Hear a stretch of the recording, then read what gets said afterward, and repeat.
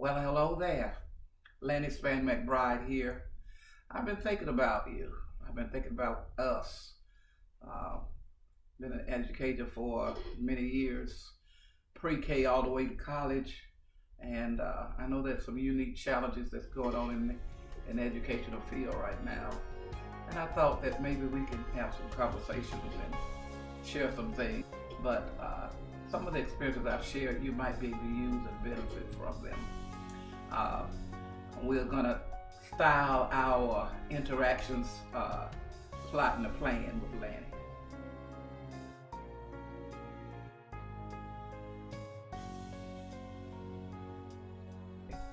You don't just plan a lesson, but you've got to plot the plan. Almost sneak up on the children and bless them and teach them. You don't have to tell them everything, every approach that you're going to use, but you use your personality and you use their personality. They enter their space to arouse their interests. Some people call it anticipatory, but I think that everything you teach ought to be like an anticipatory because you want them to pay attention to what you're doing. There are other terms that were created when I was teaching some years ago, um, like the only rule that breaks the rule is human need. You know, you fix up your rules for your classroom and everything, but then there's somebody that needs something that doesn't fit into your rules. And because you have a heart for the children, and because the children have a heart that needs to be guarded, you will adjust the rules so you can meet that need. We also came up with, you remember Benjamin Bloom? We talked about that, in college.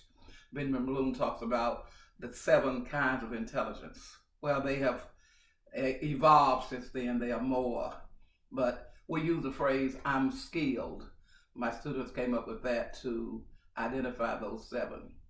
And when you think about virtual learning that you're doing right now, basically your approach to it is the same with the media experience you have. I know you're creative where you're creative where you're creative. But when you think about how children learn, I'm skilled, look at that I am, and skill, SKILL. The I can be for interpersonal. I learn better when I'm working with somebody. That's some children, right? M, musical. Some kids learn because they can sing it, and it helps them remember what they need to remember. And S, some children are spatial. They need to see it in their mind to picture what this situation looks like so I can solve the issue of this teaching experience. And then there's K, kinesthetic. Some children need to move. They just need to put a body job to it, and that'll help them remember the whole note, the half note. They see movements that help them understand. And then there's the other I, which is intrapersonal, which means that I learn better when I'm all alone. I just need to be by myself. I can get it, just leave me alone. And the first L can be linguistic. I need you to say it. I need language. Talk to me. I need to hear words that will help me know how to learn. And then the last L is logical. Those are your mathematicians. They just like to figure things out. They like to move things about and adjust the fraction parts of things to make things work. It helps them learn. That's 7 different approaches to learning. 7 kinds of learning that children have in your room. Some may have 2 or 3 they do well. Some may have 3 or 4, or some may have only 1. And you have the challenge of trying to figure out how to help all the children learn and retain. I know this is a new experience for all of us. The children are saying, can I do this? The teachers are saying, I have to do this. And I know you can because you're the professional, okay? So because you're the professional, you've got to figure out how to make all the ends meet so the end result is all the children will learn and they will all have a chance to succeed. I want to tell you this one other thing that I think is important for you to think about, and that is you want to always create your activities and your worksheets and whatever you're doing, whatever your learning experiences are, you want to make sure you treat them in such a way that the children can succeed. Children need to know they can do what you're asking them to do. If you ask them to do something above their ability, they will shut you out. and they don't want to see you, they don't want to hear you, don't want to be you. Okay? So you've got to figure out a way to ease into that teaching experience to make sure they can succeed. And when they see they can succeed, they'll be ready for you the next time, and you can take them a little higher and a little higher and a little higher. Okay? Now, what I've done over the years, I've taught at schools that didn't have a lot of money. So I started writing songs, I started writing raps. Do I look like a rapper? Mm-hmm.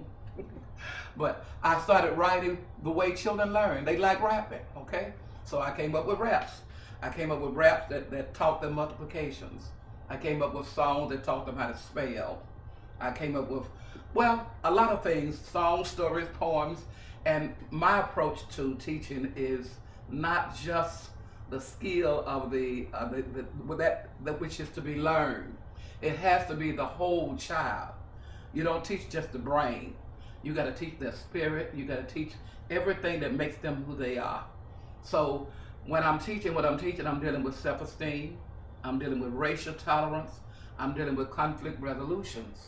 Because if those things interfere with your teaching, not much teaching will get done. I've got some things I want to share with you. And when we talk again, I'll tell you more about them. But I've got some raps, I got some songs, I got some stories, I got some plays. Oh, we're going to have a good time, okay? Get ready to write me and talk to me about your concerns. And then we can get going. All right? God bless you. I'll see you again.